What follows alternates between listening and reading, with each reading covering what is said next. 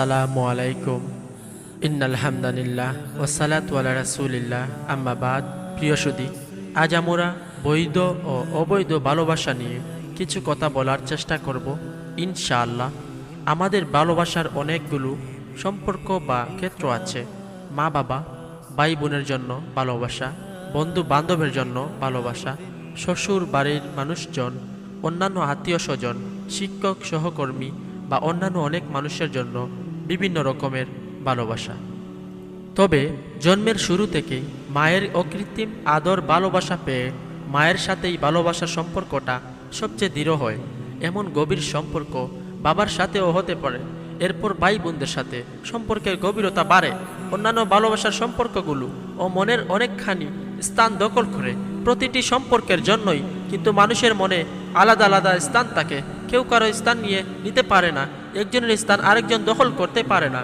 কিন্তু যখন সব সম্পর্ককে তুচ্ছ করে, অবহেলা করে মানুষ একটা সম্পর্ককে জীবনের সবকিছু অতি আকাঙ্ক্ষিত সম্পর্ক মনে করে, তারা তখন আসলে ভুলের মহাসমুদ্রে হাবুডুবু খায়। জীবনের প্রয়োজনে সবগুলো সম্পর্ককে সাথেই সুন্দর ভারসাম্য দরকার মাত্র একটা সম্পর্কের জন্য, অর্থাৎ অবৈধ হারাম ভালোবাসার প্রিয় মানুষটিকে পাওয়ার জন্য কি অন্য অনেক ভালোবাসার সম্পর্কগুলোকে ত্যাগ করা উচিত, তাদের সাথে দূরত্ব গড়ে তোলা উচিত। যে সম্পর্কটার ব্যাপারে যেখানে আল্লাহ সুবহানাহু ওয়া তাআলা নিজেই বলে রেখেছেন সূরা রুমে, তিনি তোমাদের জন্য তোমাদের থেকেই স্ত্রীদের সৃষ্টি করেছেন যাতে তোমরা তাদের কাছে প্রশান্তি পাও, আর তিনি তোমাদের মধ্যে ভালোবাসা ও দয়া সৃষ্টি করেছেন। তাহলে অন্যত্র কেন শান্তি খোঁজার প্রয়োজন, অন্যত্রে কেন ভালোবাসা খোঁজার প্রয়োজন? এতটা সুস্পষ্টভাবে আল্লাহর অবাধ্যতা যে আল্লাহ আমাদের সৃষ্টি করেছেন তার ইবাদত করার জন্য, আমাদের অসংখ্য নিয়ামত উপভোগ করতে দিয়েছেন। কিভাবে সে আল্লাহর অবাধ্যতা করা চিন্তা করা হয়? একটুও কি ভয় লাগে না? আর ভালোবাসার ব্যাপারটা কি এমন একদিনে সব বলে ফেললেই হলো? একদিনে অনেক প্ল্যান সেলিব্রেট করলেই কি ভালোবাসা বহুগুণ বেড়ে যায়? কোনো লাইসেন্স রিনিউ করার মতো এটা কি বছরে একবার রিনিউ করতে হয়? ভালোবাসা প্রকাশ করতে কি প্রকৃতপক্ষে কোনো বিশেষ দিনের প্রয়োজন হয়? মোটেই না। আমাদের ভালোবাসা সম্পর্কগুলো তো গাছের মতোই। কোনো গাছ যেমন রেগুলার পানি দিতে হয়, কোনো গাছে মাঝে মাঝে দিলেই চলে। আমাদের ভালোবাসার সম্পর্কগুলো এমন।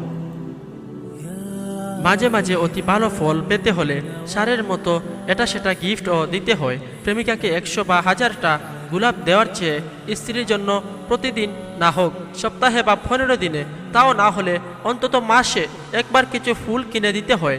হাজব্যান্ডরা হয়তো এটাকে গুরুত্বই দেয় না, ভাবে দামি দামি শাড়ি গয়না পেলেই মেয়েরা খুশি। কিন্তু কিছু কিছু ফুল, কিছু সুন্দর নামে ডাকা, রান্না বা কাজের প্রশংসা করা, ভালোবাসার কথা বারবার বলা, এসব অমূল্য গিফট।